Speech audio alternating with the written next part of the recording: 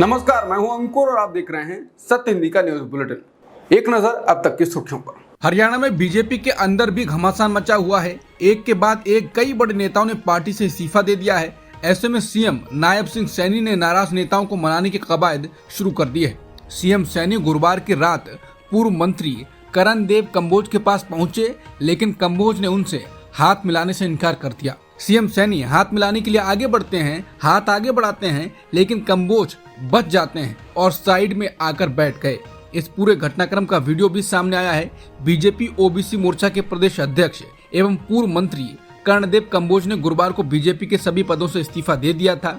कर्णदेव कम्बोज इंद्री विधानसभा से टिकट कटने से नाराज हैं। कर्णदेव कम्बोज ने पार्टी पर अनदेखी का आरोप लगाकर सभी पदों से इस्तीफा दे दिया था। कर्णदेव कम्बोज ने कहा था कि मेरे समर्थक जो कहेंगे उसके अनुसार अगला फैसला लूंगा। हरियाणा विधानसभा चुनाव के लिए कांग्रेस की पहली लिस्ट शुक्रवार शाम 5 बजे आ सकती है। लिस्ट आने से पहले लोगों का कहना है कि इस लिस्ट में रेसलर विनेश फोगाट का नाम तय है। बता दें, विनेश फोगाट लिस्ट आने से पहले राहुल गांधी से मिल चुके हैं, जिसके बाद चर्चा और तेज हो गई थी। हालांकि कहा जा रहा है कि लिस्ट आने में देरी इसलिए हो रही है क्योंकि आपसे समझौते के कारण कांग्रेस की लिस्ट अटकी हुई है।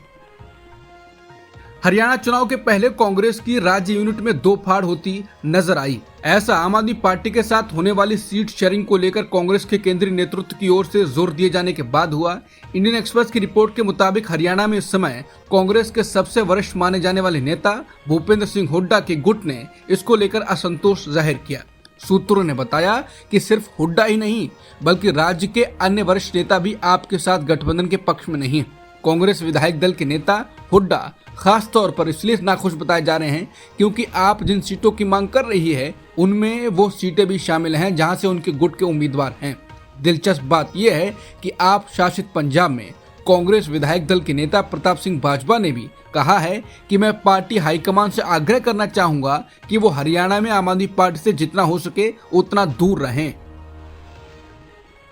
दिल्ली में आम आदमी पार्टी सरकार के पूर्व मंत्री राजेंद्र पाल गौतम शुक्रवार को कांग्रेस में शामिल हो गए। गौतम ने कांग्रेस में शामिल होते ही सीएम अरविंद केजरीवाल पर निशाना साधा।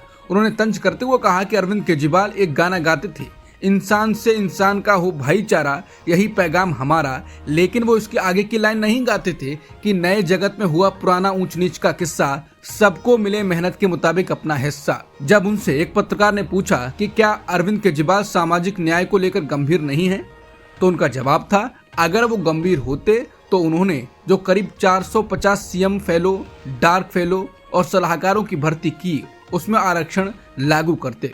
मैंने चिट्ठी लिखी थी, लेकिन उन्होंने कहा कि ये कोई नौकरी नहीं है। उन्होंने ये भी कहा SC ST कल्याण के लिए जो योजनाएं बनाई गई वो बंद हो गई हैं, इस पर कोई भी गंभीर नहीं है।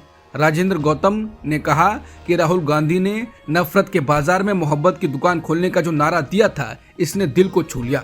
सामाजिक न्याय को आगे बढ़ाते हुए सभी वर्गों को उनकी संख्या के हिसाब से हिस्सेदारी देने का उनका नजरिया ने मुझे प्रेरित किया है। हालांकि एक तरफ हरियाणा विधानसभा चुनाव में आम आदमी पार्टी के साथ कांग्रेस के गठबंधन पर वार्ता हो रही है, ऐसे में राजेंद्र पाल गौतम के शामिल होने की खबर संभावित गठबंधन में असहजता का सबब भी बन सकती है। बीजेपी पिछले काफी चुनावों से कांग्रेस से आए नेताओं दल बदलुओं को टिकट देती रही है, जिससे बीजेपी के ही नेता अब खुलकर विरोध पर उतर आए हैं। हरियाणा और जम्मू कश्मीर में बीजेपी नेताओं ने खुलकर विरोध किया है। इसके साथ ही इस्तीफों की भी झड़ी लग गई है। जम्मू कश्मीर में भाजपा ने चन्नापुरा विधानसभा से कांग्रेस से दल बदल कर आए उम्मीदवार को मैदान में उतारा, जिसके बाद बीजेपी के निर्वाचन क्षेत्र अध्यक्ष और उनकी 40 की पूरी टीम ने इस्तीफा दे दिया। हालांकि पार्टी ने अपने उम्मीदवार का नाम सार्वजनिक नहीं किया है, लेकिन सूत्रों ने कहा कि हिलाल अहमद वानी जो कांग्रेस से जुड़े थे और कुछ महीने पहले भाजपा में शामिल हुए थे, उनको चुना गया है। इसके बाद भाजपा के प्रदेश अध्यक्ष रविंद्र रैना को लिखे पत्र में इसके निर्वाचन क्षेत्र अध्यक्ष अल्ताफ अहमद पंडित, निर्वाचन क्षेत्र सचिव मीर महराज, चन्नापुरा के युवा अध्यक्ष सोहेल अहमद भट्ट, निर्वाचन क्षेत्र के उपाध्यक्ष परवेज अहमद और 3 दर्जन से अधिक कार्यकर्ताओं ने भी अपने इस्तीफे की घोषणा कर दी। पंडित ने इंडियन एक्सप्रेस से कहा कि हाँ, मैंने अपनी पूरी टीम के साथ पार्टी से इस्तीफा दे दिया है। मैं निर्वाचन क्षेत्र का अध्यक्ष था और पिछले 6 वर्षों से हमने पार्टी को अपना सब कुछ दिया।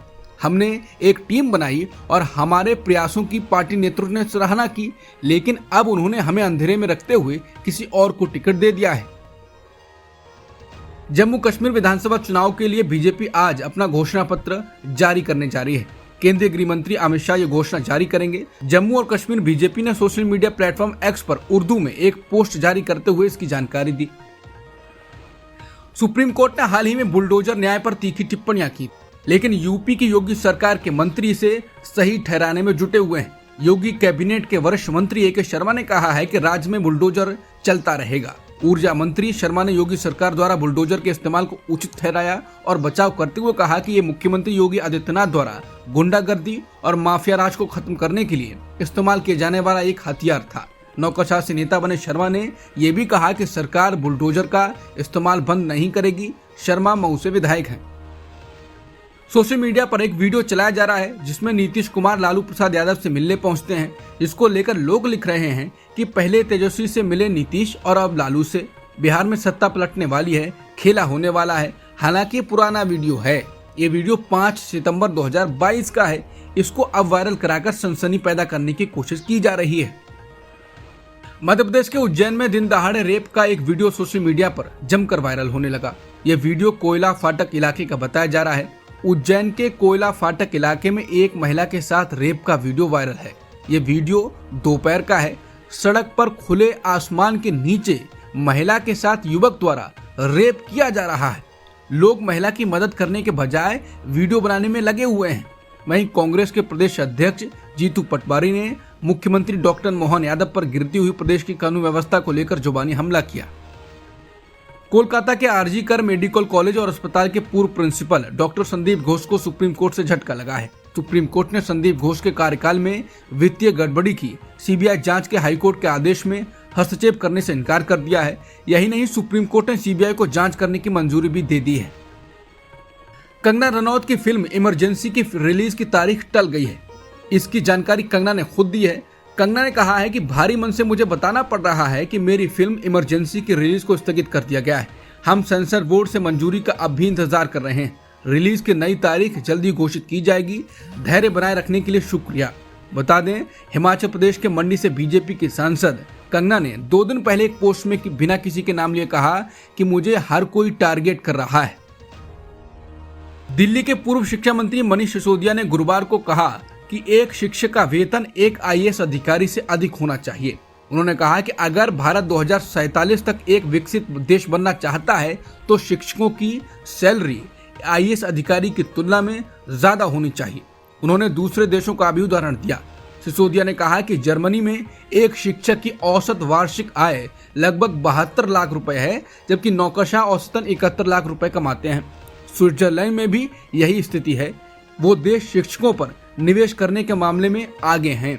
भारत में शिक्षकों को प्रति वर्ष 12 से 15 लाख रुपए का भुगतान किया जाता है। हमें इस बारे में कुछ करने की जरूरत है। अमेरिकी विदेश मंत्री एंटनी ब्लिंकन ने कहा है कि गजा डील पर 90% सहमति है, लेकिन अभी भी महत्वपूर्ण मुद्दे बने हुए हैं। उन्होंने कहा कि उन मुद्दों में से एक इजिप्ट के साथ गजा के दक्षिण बॉर्डर पर सिक्योरिटी सिचुएशन की स्थिति है। उन्होंने कहा कि बाकी मुद्दों को हल करने के लिए इजरायल और हमास दोनों के लिए हाँ कहना अनिवार्य है। अब तक की सुर्खियों में इतना ही। बाकी खबरों के लिए बने रहिए सत्यहिंदी.com के साथ।